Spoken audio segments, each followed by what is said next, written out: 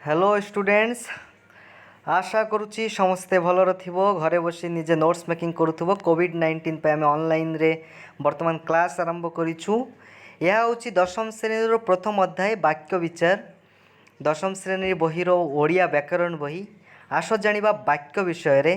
पिला माने कथारे अछि कही जानिले कथा सुंदर, बांदी जानिले मथा सुंदर।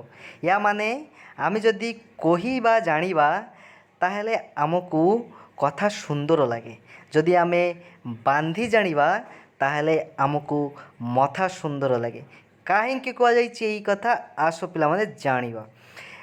आमे मनर भाव को प्रकाश करिथाउ आमर वचन द्वारा। आमे आम मनरे जहाँ अछि ताहा आमे वचन द्वारा ही प्रकाश करिथाउ। ए स्थल विशेष रे आमे गोटिए शब्द माध्यम रे मध्य आमर मनोभाव को प्रकाश करूँ।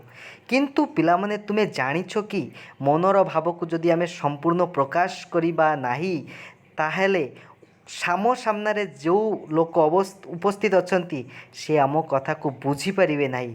ताहेले सेई अर्थ रे आमे ताकू वाक्य कहि परिबा नाही। यार माने कोन ताहेले देखिबा पिला माने क वाक्य रछि अरुण काली एतिकी अछि। ख वाक्य रछि गछरे चोरी। ग गोटे वाक्य एइठी अछि आंब तोळीथिला। पिला माने एइटा जदि गोटे वाक्य तुमे पढिचो अरुण काली याको आमे वाक्य कहिबा कि एइठी अरुण काली एतिकी पढिकी आमे गोटे भाव को बुझी पारिलु कि किछि जणा पड़िला कि नाही। ता माने एइटा गोटे वाक्य नाही। हाँ अरुण गोटे शब्द काली गोटे शब्द दुईटी शब्द अर्थात शब्द जदि मिशे मनर भाव प्रकाश न करे ताहाकू वाक्य कुहाजिबो नाही। एइठी जो प्रथम अध्यायर ना हेइछि वाक्य विचार। ता माने वाक्य काहाकू कुहा जाए आमे जेतेबेले किछि शब्द मिसेइबा एवं सेई शब्द मिसेइकी आमर मनर भाव को संपूर्ण प्रकाश करिबा ताहेले ताहाकू वाक्य कुहाजिबो। ताहा गोटिए भी शब्द हो पारे, दुईटी शब्द हो पारे, तीनोटी शब्द हो पारे। जदि गोटिए शब्द द्वारा तमे तुमर मनर भाव को प्रकाश करुचो ताहेले सेई गोटिए शब्द को भी वाक्य कुहाजिबो। ताहेले एई तीनोटी शब्द लाइन कमे मिसेई देबा। अरुण काली गछरे चोरी आंब तोळीथिला। यह गोटे भाव प्रकाश है। कहीं यू तुम जाणीगल जे अरुण बोली गोटे पिला जीए काली गछरे चोरी की आंब तोळीथिला। केतोटी आंब तोळीला, कौन तोळीला, आंब तोळीला, केतोटी आंब तोळीला ताहा जना पड़ला नहीं। किंतु एक्चुअली मीनिंग तो जना पड़ला, भाव तो जानी पारिल जे अरुण काली आंब तोळीथिला काली गछरे चोरी की एतिकी तो जानी पारिल। अर्थात जेतेबेले किछि शब्द मिशिकी मनर भाव को प्रकाश करुछि ताहले ताकू वाक्य कुहाजिबो। जदि तमे प्रश्न करिवो तू खाइछु, तू गोटिए पद, खाइछु गोटिए पद, एइठी दुईटी पद अछि अर्थात उत्तर तमे देबो हाँ। एइटा भी गोटिए पद तो हाँ जेतेबेले उत्तर देल एइटा गोटिए पदर तुमर मनोभाव को प्रकाश कल तो हाँ गोटिए पद हेले भी याकू वाक्य कुहाजिबो। तू खाइछु एइठी दुईटी पद मिशिकी मनर भाव को प्रकाश करुछि याकू भी गोटे वाक्य कुहाजिबो। तो वाक्यर डेफिनेशन कौन याकू आमे मन रखिबा। परीक्षा रे प्राय समय रे एई क्वेश्चन आसे। एक बा एकाधिक पद मिलित होई मनर भाव को संपूर्ण रूपे प्रकाश कले वाक्य हुए। वाक्यर शुद्धता पाई तीनोटी कारण रही। गोटी है योग्यता, पुनराय या पर आम देखा आसक्ति आ गोटे आकांक्षा। प्रथम आम पढ़ा योग्यता ना पिला माने क वाक्यटी देख बालकटी उड़ुअछि। हस लगुच पिला माने बालकटी केबे उड़ी पारिबो ना पिला माने बालक केबे उड़ी पारिबो नाही। बालक पाखरे से योग्यता नाही। उड़ीबार योग्यता पक्षी पाखरे अछि किंतु बालक पाखरे नाही। छेली गीत गाउछि, छेली केबे गीत गाई पारिबो कि? गीत गाइबा योग्यता छेली पाखरे नाही। गछटी पानी रे जोली गला ग वाक्य रे लेखा अछि अर्थात गछटी केबे पानी रे जोली जिवो कि? गछटी निआरे जोली गला जदि आमे लिखि थांतु ताहाले तो ठीक हेई थांता। गछ पाखरे जोलिबा पानी रे जोलिबा योग्यता नाही बा पानी पाखरे योग्यता नाही जोली गछ को जळेबा। अर्थात एइठु हमकु जानिबाकू हबो जे जे कौनसी जिनिस पाखरे सबु योग्यता न थाए। ଯେମିତି ଆମେ କେଉଁଠି ରହୁଛେ, ଘରେ ରହୁଛେ, ଘର ରଖିବା ଯୋଗ୍ୟତା ଅଛି ଘର ପାଖରେ। ଅର୍ଥାତ୍ ଆମେ ଯଦି କହିବା ମୁଁ ପୋଖରୀରେ ରହେ, ପୋଖରୀରେ ରହିବା ଯୋଗ୍ୟତା, ମୁଁ ପୋଖରୀରେ ବାସ କରେ, ପୋଖରୀ ଭିତରେ ମଣିଷ ବାସ କରିପାରିବ ନାହିଁ। ଅର୍ଥାତ୍ ପୋଖରୀ ପାଖରେ ମଣିଷକୁ ବସବାସ କରିବାର ଯୋଗ୍ୟତା ନାହିଁ। ଯଦି ମୁଁ କହିବି ଛେଳିଟି ଉଡ଼ୁଅଛି, ନା ଛେଳି ପାଖରେ ବି ଉଡ଼ିବା ଯୋଗ୍ୟତା ନାହିଁ। ବାଳକଟି ନିଆଁ ପିଉଛି, ବାଳକ ପାଖରେ ନିଆଁ ପିଇବାର ଯୋଗ୍ୟତା ନାହିଁ। ଅର୍ଥାତ୍ ଯେକୌଣସି ଗୋଟିଏ ଭାବକୁ ପ୍ରକାଶ କଲେ ହେବ ନାହିଁ, ତା'ର ଗୋଟିଏ ଅର୍ଥ ବି ରହିବାର ଅଛି, ଭାବ ରହିବାର ଅଛି, ତୁମର ମନର ଭାବ ସମ୍ପୂର୍ଣ୍ଣ ହେବାର ଅଛି। ଯେମିତି ଗୋଟିଏ ଶବ୍ଦ ସହିତ ଆଉ ଗୋଟିଏ ଶବ୍ଦ ତୁମେ ଯୋଡ଼ୁଛ, ଯେମିତି ବାଳକଟି ଉଡ଼ୁଅଛି, ଦୁଇଟି ଶବ୍ଦ ଏଇଠି, ଗୋଟିଏ ହେଲା ବାଳକ, ଆଉ ଗୋଟିଏ ହେଲା ଉଡ଼ୁଅଛି, ନା ଦୁଇଟି ଶବ୍ଦ। କିନ୍ତୁ ଉଡ଼ୁଅଛି ଶବ୍ଦ ବାଳକ ପାଖରେ ବସେଇଲେ ଏ ଦୁଇଟି ଶବ୍ଦର ମିଳନ ହେଉନାହିଁ, କାହିଁକିନା ବାଳକ ଉଡ଼ିପାରିବ ନାହିଁ। ଆସ ପିଲାମାନେ ଆଗକୁ ଦେଖିବା। ବାଳକଟି ଦୌଡ଼ୁଅଛି ଯଦି ହେଇଥାନ୍ତା, ବାଳକ ଠିକ୍ ହେଇଥାନ୍ତା। ଯଦି ଛେଳି ଗୀତ ଗାଉଛି ନ କହିକି ଆମେ କହିବା ସବିତା ଗୀତ ଗାଉଛି, ତାହେଲେ ଠିକ୍ ହେବ।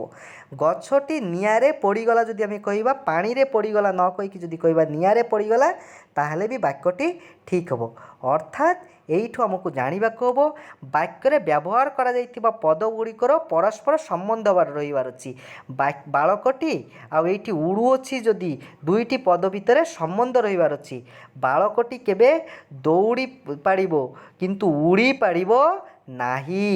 ଅର୍ଥାତ୍ ବାଳକ ଆଉ ଦୌଡ଼ିବା ଏ ଦୁଇଟି ପଦର ପରସ୍ପର ସମ୍ବନ୍ଧ ଅଛି, କିନ୍ତୁ ବାଳକ ଆଉ ଉଡ଼ିବା ଦୁଇଟି ପଦ ଭିତରେ ସମ୍ବନ୍ଧ ନାହିଁ। ଉଡ଼ିବା ସମ୍ବନ୍ଧ ବାଳକ ସହିତ କେବେ ହେଇପାରିବ ନାହିଁ, ତେଣୁ ଏଇଠି ଯୋଗ୍ୟତାର ଅଭାବ ରହିଲା। ପିଲାମାନେ ଆମେ ପରବର୍ତ୍ତୀରେ ଦେଖିବା ଆକାଂକ୍ଷା। ଆକାଂକ୍ଷା ମାନେ କ'ଣ? ଆଶା। ଆକାଂକ୍ଷା ମାନେ ଆଶା। ଆଶାରେ ରହିଯିବ। ଗୋଟିଏ ବାକ୍ୟ କହୁ କହୁ ଯଦି ଅଧାରେ ରଖିଦେବା, ସମ୍ପୂର୍ଣ୍ଣ ନ କରିବା, ତାହେଲେ ସେଇଠି ଆକାଂକ୍ଷାର ଅଭାବ ରହିଲା। ଯେମିତି କ ବାକ୍ୟରେ ଦେଖ, ମଦନ ସହିତ dash dash dash dash dash, ବାଳକଟି, ଏହି ବାକ୍ୟଟି ପୂର୍ଣ୍ଣ ହେଲା ନାହିଁ, କିଛି କଥାର ଅପେକ୍ଷାରେ ରହୁଛି।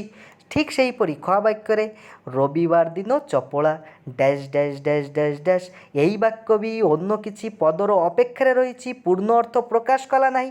ଅର୍ଥାତ୍ ଯଦି ତୁମର ପୂର୍ଣ୍ଣ ଅର୍ଥ ପ୍ରକାଶ ହେଲା ନାହିଁ, ତାହାକୁ ତ ବାକ୍ୟ କୁହାଯିବ ନାହିଁ।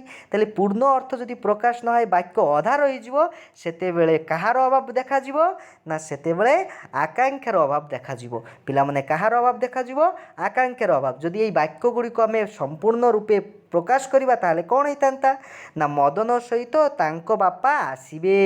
ଦେଖ, ତାଙ୍କ ବାପା ଆସିବେ, ଏଇ ତିନୋଟି ଶବ୍ଦ ତ ଏଇଠି ନଥିଲା, ତେଣୁ ଏହା ଗୋଟିଏ ବାକ୍ୟ ହେଇପାରିଲା ନାହିଁ। ବାକ୍ୟ ନ ହେବାର କାରଣ ଏଠି ଆକାଂକ୍ଷାର ଅଭାବ ରହିଲା। ଠିକ୍ ସେହିପରି ରବିବାର ଦିନ ଚପଳା ଭୁବନେଶ୍ୱର ଯିବ, ଏଇଠି ଯେମିତି ରବିବାର ଦିନ ଚପଳା ଭୁବନେଶ୍ୱର ଯିବ, ଚପଳା ପର୍ଯ୍ୟନ୍ତ ଏଇଠି ଥିଲା, କିନ୍ତୁ ଭୁବନେଶ୍ୱର ଯିବ ଏତିକି ଏଇଠି ଲେଖା ହେଇନଥିଲା, ସେଇଥିପାଇଁ ଏଇଟା ଗୋଟିଏ ବାକ୍ୟ ହେଇପାରିଲା ନାହିଁ। ବାକ୍ୟ ନ ହେବାର କାରଣ ଏଇଠି ଆକାଂକ୍ଷାର ଅଭାବ ରହିଲା। ପିଲାମାନେ ଏଇଟା ଆମେ ତ ଉଦାହରଣ ଦେଖିଲେ, କିନ୍ତୁ ପରୀକ୍ଷାରେ ଆସିବ ତୁମର ଏଇଟାକୁ ଆମେ ମନେ ରଖିବା।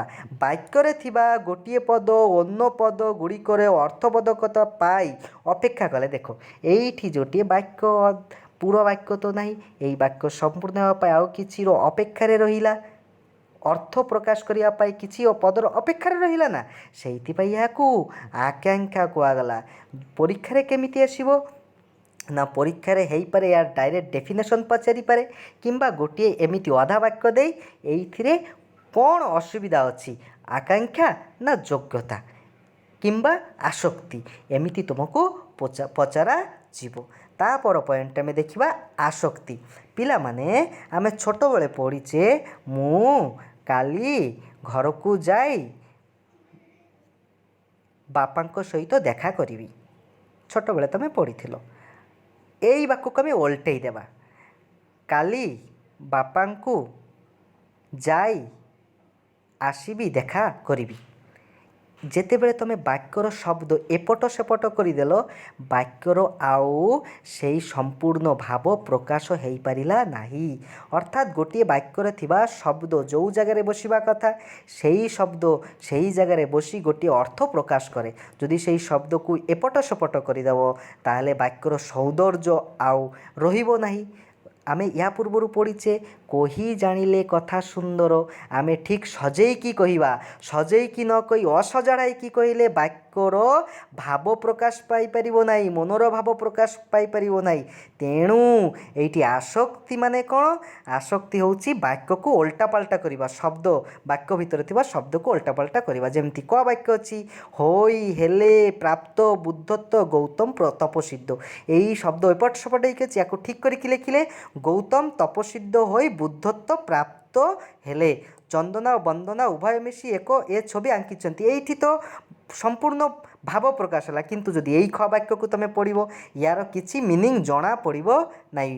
ଉଭୟ ଏ ମିଶି ଛବି ଓ ବନ୍ଦନା ଆଙ୍କିଛନ୍ତି ଚନ୍ଦନା। ଦେଖ ବନ୍ଦନା ଚନ୍ଦନା ସବୁ ଏପଟ ସେପଟ ହେଇଯାଇଛି, ୟାର ସେମିତି କିଛି ଅର୍ଥ ଜଣା ପଡ଼ିଲା ନାହିଁ। ଯେଉଁଠି କର୍ତ୍ତା ଯେଉଁଠି କ୍ରିୟା ଯେଉଁଠି କର୍ମ ରହିବା କଥା ସେମିତି ରହିଲା ନାହିଁ, ସେଥିପାଇଁ ଏଇଠି କିଛି ଅର୍ଥ ପ୍ରକାଶ ପାଇଲା ନାହିଁ। କିନ୍ତୁ ଯଦି ଏଇଠି ଆମେ ଦେଖିବା ଗୌତମ ହେଉଛି କର୍ତ୍ତା, ହେଲେ ହେଉଛି କ୍ରିୟା, ଚନ୍ଦନା ବନ୍ଦନା କର୍ତ୍ତା, ଆଙ୍କିଛନ୍ତି କ୍ରିୟା, ଯିଏ ଯେଉଁଠି ରହିବା କଥା ସିଏ ସେଇଠି ରହିଛି। ଅର୍ଥାତ୍ ତୁମକୁ ପ୍ରଶ୍ନ ଦିଆଯାଇପାରେ ମେଟ୍ରିକ୍ ପରୀକ୍ଷାରେ ହୋଇ ହେଲେ ପ୍ରାପ୍ତ ବୁଦ୍ଧତ୍ୱ ଗୌତମ ତପସିଦ୍ଧ, ଏଇ ବାକ୍ୟରେ କ'ଣ ଅଭାବ ରହିଛି? ତୁମର ତ ମନରେ ଏବେ ନିହାତି ଭାବରେ ଧାରଣା ଆସିଥିବ ଏହା ଆସକ୍ତିର ଅଭାବ ରହିଛି। ଯଦି ବାକ୍ୟକୁ ଅଧା ରଖିକି ପଚରାଯିବ ଏଇଠି କ'ଣ ଅଭାବ ରହିଛି, ତାହେଲେ ଆକାଙ୍କ୍ଷା ରହିଛି। ବାଳକଟି ଉଡ଼ୁଅଛି, ଏଇଥିରେ କ'ଣ ଅଭାବ ରହିଛି? ନା ଏଇଥିରେ ଯୋଗ୍ୟତାର ଅଭାବ ରହିଛି। କାହାର ଅଭାବ ରହିଛି? ଯୋଗ୍ୟତାର ଅଭାବ ରହିଛି। ଅର୍ଥାତ୍ ଆମେ ଏବେ ଆସକ୍ତି ଯୋଗ୍ୟତା ଆକାଙ୍କ୍ଷା ବିଷୟରେ ପଢ଼ି ସାରିଛେ। ପିଲାମାନେ ଏଇଠୁ ଆମେ ଆସକ୍ତିର ଡେଫିନେସନ୍କୁ ବି ମନେ ରଖିବା। ପରୀକ୍ଷାରେ ଆସେ ବାକ୍ୟରେ ଥିବା ପଦ ଯୋଜନା ବା ସୌନ୍ଦର୍ଯ୍ୟ ହେଉଛି ଆସକ୍ତି। କେଉଁ ପଦ ପରେ କେଉଁ ପଦ ରହିଲେ ବାକ୍ୟର ଭାବ ସ୍ପଷ୍ଟ ପ୍ରକାଶ ପାଇବ ବା ଆମେ ଭାବକୁ ଜାଣିପାରିବା, ସେଇ ଯେଉଁ ପଦ ବିନ୍ୟାସକୁ ମଧ୍ୟ ଆସକ୍ତି କୁହାଯାଏ। ପିଲାମାନେ ଏବେ ଆମେ ଆଲୋଚନା କରିବା ବାକ୍ୟାଂଶ। ନା ହରିହରଙ୍କ କଥା ଶୁଣି ମା, ଏଇ ବାକ୍ୟ ବି ଅଧା ରହିଲା। ଯେତେବେଳେ ଗୋଟିଏ ବାକ୍ୟ ଅଧା ରହିଯିବ ତାହେଲେ ତାକୁ ବାକ୍ୟାଂଶ କୁହାଯାଏ। ପିଲାମାନେ ଘଣ୍ଟା ବାଜିଲା ଅଥଚ ପିଲାମାନେ ଏଇଟା ବି ଅଧା ରହିଗଲା, ଦେଖ ଏଇଟା ବି ବାକ୍ୟାଂଶ। ବାକ୍ୟର ଅଂଶ ବାକ୍ୟାଂଶ, ବାକ୍ୟ ସମ୍ପୂର୍ଣ୍ଣ ହେବ ନାହିଁ। ଯେମିତି ଆକାଙ୍କ୍ଷା ଠିକ୍ ସେହିପରି ହେଉଛି ବାକ୍ୟାଂଶ। ବାକ୍ୟାଂଶ ଆକାଙ୍କ୍ଷା ଭିତରେ ସେମିତି କିଛି ଡିଫରେନ୍ସ ନାହିଁ, ପ୍ରାୟ ସେମ୍। କିନ୍ତୁ ବାକ୍ୟାଂଶରେ ଗୋଟିଏ କଥା ମନେ ରଖିବାକୁ ହେବ, ଯଦି ଅପସନ୍ରେ ବାକ୍ୟାଂଶ କିମ୍ବା ଆକାଙ୍କ୍ଷା ଦୁଇଟା ଯାକ ଅଛି ତୁମେ ଦୁଇଟା ଭିତରୁ ଯେକୌଣସି ଗୋଟେ ଚୁଜ୍ କଲେ ହେବ। ମନେ ରଖିବା ଏଇଠି ବାକ୍ୟର ବୁଝା ପଡ଼ୁଥିବା ନିର୍ଦ୍ଦିଷ୍ଟ ଅଂଶକୁ ବା ନିର୍ଦ୍ଦିଷ୍ଟ କେତେ ପଦ ସଂଗତିକୁ ଆମେ ବାକ୍ୟାଂଶ କହିବା। ଯେମିତି ହରିହର କଥା ଶୁଣି ମା, ଏଇଟା ବାକ୍ୟର ଅଧା ରହିଲା। ୟାକୁ ଯଦି ଆମେ ପୂରଣ କରିବା ଆଚାର୍ଯ୍ୟ ହେଲେ ଦେଇକି ପୂରଣ କରିବା। ହରିହରଙ୍କ କଥା ଶୁଣି ମା ଆଚାର୍ଯ୍ୟ ହେଲେ, ଅର୍ଥାତ୍ ଏଇ ବାକ୍ୟ ଏବେ ସମ୍ପୂର୍ଣ୍ଣ ହେଲା। ଠିକ୍ ସେହିପରି ଭାବରେ ଯଦି ଆମେ ଖ ବାକ୍ୟ ଦେଖିବା ଘଣ୍ଟା ବାଜିଲା ଅଥଚ ପିଲାମାନେ ଡ୍ୟାସ୍ ଡ୍ୟାସ୍ ରହିଲା। ଡ୍ୟାସ୍ ଡ୍ୟାସ୍ ଜାଗାରେ ଘଣ୍ଟା ବାଜିଲା ଅଥଚ ପିଲାମାନେ ଶ୍ରେଣୀକୁ ଆସିଲେ ନାହିଁ। ମାନେ ଘଣ୍ଟା ମାନେ କ'ଣ? ସ୍କୁଲ ବେଲ୍ ବାଜିଗଲା, ପିଲାମାନେ ଶ୍ରେଣୀକୁ କ୍ଲାସ୍କୁ ଆସିଲେ ନାହିଁ। ଆମେ ଗୋଟେ କଥାକୁ ବୁଝିଲେ, କିନ୍ତୁ ଖ ବାକ୍ୟରେ ଯଦି ଏଇଠି ଆମେ ଚିନ୍ତା କରିବା ଘଣ୍ଟା ବାଜିଲା ଅଥଚ ପିଲାମାନେ କିଛି ଜଣାପଡ଼ିଲା ନାହିଁ, ତ କିଛି ପଦର ଅପେକ୍ଷାରେ ରହିଲା। ଏଇଟା ବି ବାକ୍ୟର ଗୋଟିଏ ଅଂଶ, ସେଥିପାଇଁ ଏହାକୁ ବାକ୍ୟାଂଶ କୁହାଗଲା। ବାକ୍ୟାଂଶ ଆଉ ଖଣ୍ଡ ବାକ୍ୟ ପ୍ରାୟ ସେମ୍, କିନ୍ତୁ ଗୋଟିଏ ଡିଫରେନ୍ସ ଅଛି, ଏହାକୁ ଆମେ ମନେ ରଖିବା। ଯେମିତି ବାକ୍ୟର ଅଂଶ ଗୋଟିଏ ବାକ୍ୟାଂଶ, ଠିକ୍ ସେମିତି ବାକ୍ୟର ଅଂଶ ଖଣ୍ଡ ବାକ୍ୟ। କିନ୍ତୁ ପିଲାମାନେ ମନେ ରଖିବା ଖଣ୍ଡ ବାକ୍ୟରେ ଗୋଟିଏ କ୍ରିୟା ଥାଏ ଆଉ ଗୋଟିଏ କର୍ତ୍ତା ଥାଏ। ଗୋଟିଏ କର୍ତ୍ତା ଆଉ ଗୋଟିଏ କ୍ରିୟା ରହି ଯଦି ବାକ୍ୟର ଅଂଶ ଥିବ, ବାକ୍ୟ ଅଧା ଥିବ, ତାହେଲେ ତାକୁ ଖଣ୍ଡ ବାକ୍ୟ କୁହାଯିବ। ଯେପରି ଏଇଠି ଆମେ ଦେଖିବା ଯେଉଁମାନେ ବୃଥାରେ ସମୟ କାଟନ୍ତି, ଏଇଟା ବାକ୍ୟର ଅଧା, କିନ୍ତୁ ଏଠି କ୍ରିୟା ଅଛି, କର୍ମ ସରି ସବଜେକ୍ଟ ମାନେ କର୍ତ୍ତା ଅଛି ଆଉ କାଟନ୍ତି ହେଉଛି କ୍ରିୟା। କର୍ତ୍ତା ଆଉ କ୍ରିୟା ରହି ବାକ୍ୟ ଅଧା ରହିଲା, ସେଥିପାଇଁ ଏହାକୁ ବାକ୍ୟାଂଶ ନ କହି ଆମେ ଖଣ୍ଡବାକ୍ୟ କହିବା। କ୍ରିୟା ପ୍ରଥମ, କିଏ ପ୍ରଥମ ହେବ? ଏଇଠି କିଏ ପ୍ରଥମ ହେବ? ଏଇଠି କର୍ତ୍ତା ହେଉଛି କିଏ, ହେବ ହେଉଛି କ୍ରିୟା। ଯେଉଁମାନେ କର୍ତ୍ତା, କାଟନ୍ତି ହେଉଛି କ୍ରିୟାପଦ। ଠିକ୍ ସେହିପରି ଭାବରେ ଖ ବାକ୍ୟରେ କିଏ ହେଉଛି କର୍ତ୍ତା, ହେବ ହେଉଛି କ୍ରିୟାପଦ। କ୍ରିୟାପଦ ଆଉ କର୍ତ୍ତା ରହି ଯଦି ବାକ୍ୟ ଅଧା ରହିଯିବ ତାହାକୁ ଖଣ୍ଡବାକ୍ୟ କୁହାଯିବ। ଏଇଠି ତା'ର ଡେଫିନେସନ୍ ଦେଇଛି, ସମସ୍ତ ବାକ୍ୟର ସମାପିକା କ୍ରିୟାଯୁକ୍ତ ଅଂଶକୁ। ଦେଖ, ଏଇ ବାକ୍ୟର ଗୋଟିଏ ଅଂଶ, ଏହା ବାକ୍ୟର ଗୋଟିଏ ଅଂଶ, କାହିଁକିନା ବାକ୍ୟ ସମ୍ପୂର୍ଣ୍ଣ ହେଇନାହିଁ, ଏଇଠି ଫିଲ୍ ଇନ୍ ଦ ବ୍ଲାଙ୍କ୍ସ ଅଛି, ତ ଏଇଠି ଡ୍ୟାସ୍ ଅଛି, ତ ଏଇଠି ଆମର କ୍ରିୟା ଆଉ କର୍ତ୍ତା ରହିକି ବାକ୍ୟକୁ ଅଧା ରଖିଲା, ସେଥିପାଇଁ ୟାକୁ ଆମେ କହିବା ଖଣ୍ଡବାକ୍ୟ। ପିଲାମାନେ ଏଇଠି ବାକ୍ୟାଂଶ ଆଉ ଖଣ୍ଡବାକ୍ୟ ପ୍ରାୟ ସେମ୍। এইটা ବି ବାକ୍ୟର ଅଧା, এইଟା ବି ବାକ୍ୟର ଅଧା। এই ବାକ୍ୟର ଅଧା ଜାଗାରେ କର୍ତ୍ତା ଆଉ କ୍ରିୟା ନଥିବ, କର୍ତ୍ତା ରହିପାରେ କିନ୍ତୁ କ୍ରିୟା ରହିବ ନାହିଁ। ଏଇଠି କର୍ତ୍ତା ଆଉ କ୍ରିୟା ଦୁଇଟା ଯାକ ରହିବ ଖଣ୍ଡ ବାକ୍ୟରେ, ସେଥିପାଇଁ ଏହାକୁ କୁହାଯିବ ଖଣ୍ଡ ବାକ୍ୟ, କିନ୍ତୁ ଏହାକୁ କୁହାଯିବ ବାକ୍ୟାଂଶ, କାହିଁକି ଏଇଠି କ୍ରିୟା ନଥିବ। ତ ଏହା ଥିଲା ଆମର ଦଶମ ଶ୍ରେଣୀର ଓଡ଼ିଆ ଗ୍ରାମର ପ୍ରଥମ ଚାପ୍ଟର। ୟା ପରବର୍ତ୍ତୀ ଭିଡ଼ିଓରେ ଆମେ ୟାର କୋଶ୍ଚିନ୍ ଆନ୍ସର୍ ଡିସ୍କସନ୍ କରିବା। ଧନ୍ୟବାଦ।